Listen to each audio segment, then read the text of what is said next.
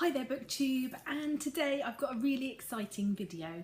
I have recently just completed my BookTuber recommends book for this month, and I just absolutely loved it. I just thought it was brilliant, and I've loved it so much that I wanted to talk about it. So I'm doing my video talking about A House in the Sky by Amanda Lindhout and Sarah Corbett. But I loved it so much, I really want you guys to have a chance to read it. And so I've decided I'm also going to do a giveaway. So if you don't want to watch the review, then skip to the end and you'll find out more about the giveaway, but this is the book that I'm going to be talking about. So this book was recommended to me by Rachel from Shades of Orange, and boy am I glad that she recommended it.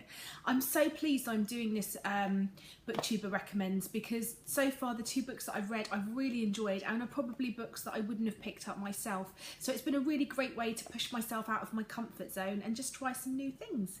So let's talk a bit about the book. It's a non-fiction, it's a memoir. When I first came into this book, I have to say I wasn't looking forward to it, and not because I didn't think it was going to be a good book, but I knew it was from the subject matter, from reading the back, that it was probably going to be a bit of a heavy book. It was probably going to be a bit depressing, possibly, and it was probably going to be a harder book, and I generally don't really like memoirs, although recently I've had quite a good run. I've really enjoyed Persepolis, which is a graphic novel memoir, and I've really enjoyed The Undertaker's Daughter by Kate Mayfield. So I thought, okay, well, I've enjoyed some memoirs recently, so that sort of got me going and thinking about it. But I have to say, I really had to force myself to pick it off my TBR shelf, because there never seemed to be the right time that I felt in the mood for it. But I am so pleased that I've picked this book up and read it. In the first 100 pages of the book, we learn about Amanda's life growing up.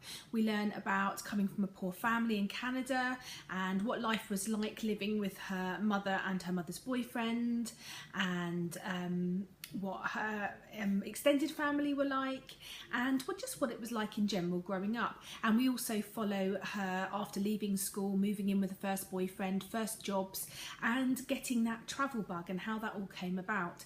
Then we follow her on some of her earlier travelling expeditions and find out the things that she did and how she financed it, etc.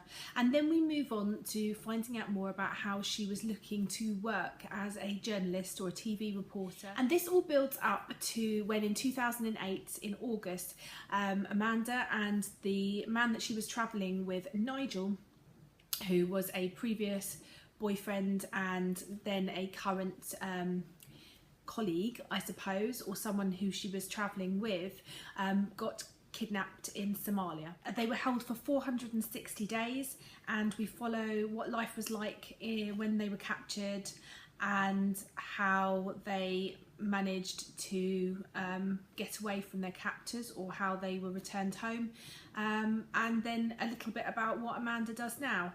So it really is a full circle. We obviously know going into this, you can look at the media coverage or the fact that she's written this book herself. We know that she doesn't die, so no spoilers there, but there is what Amanda goes through and Nigel goes through is quite an ordeal.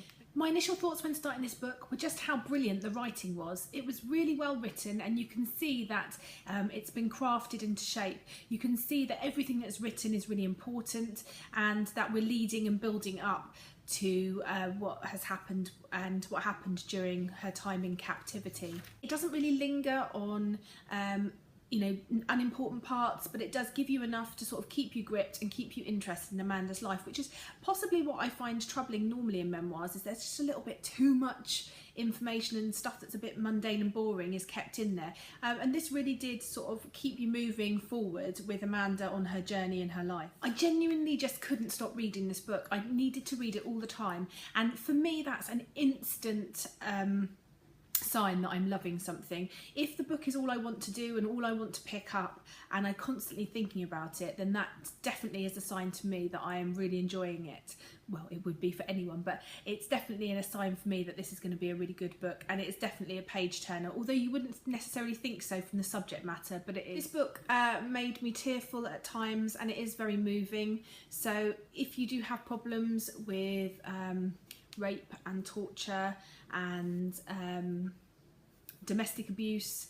If they are triggers for you, then possibly don't read this book, or at least consider it before going in. And also suicide, there is a mention of suicide in there, thoughts of suicide as well, so if that's a trigger for you, then just be aware of that. I think Amanda gave a really truthful and honest look at her life and what happened to her, and I really respect that. She doesn't shy away from realising that she was in the wrong in some instances, and she doesn't shy away from the hard facts, and I really found that quite a refreshing change, and I'm just in love with this book at the moment. So now on to the giveaway. Because I really want people to read this, I'm going to be giving away a copy of this, a new copy, not my copy, because I'm not getting rid of it. This is going to be one that stays on my shelf, and if you watch my channel you know that I don't keep books, but this will be one that I'm keeping and handing out to anyone I can get to read it. But if you live in an area where the book depository delivers to you, then I will be able to enter you into the prize. All you need to do is be a subscriber. You need to like this video and just put in the comments "enter me" and I will enter you into this. You need to be 18 or over, or if you're under 18 then please make sure you've got a parental guardian's permission, because I will need to email you to find out your address. This is going to be open for a week, so it will be open 7 days from today, and then I will be drawing a winner. I will be making a video with the name of the winner, and then I will contact you. So if you see the video, then you know that you've won. So if you don't see a video, then you don't wait until you've seen the video, saying your name, and then respond to the email that I send you, just so that you can be sure, because I know there's been some scams and stuff with people. But I'm really excited that someone, one of you, is also going to get a chance to have this and read it, because I just want to talk to someone about it, and I'm gagging. I might have to start emailing Rachel at Shades of Orange soon, because wow, thank you Rachel. This book was brilliant, and good luck to all of you, and I hope some lucky person gets a chance to have this and enjoys it as much as I have, and I know Rachel did. So that's all from me, and I look forward to speaking to you soon, and yeah, bye for now, BookTube.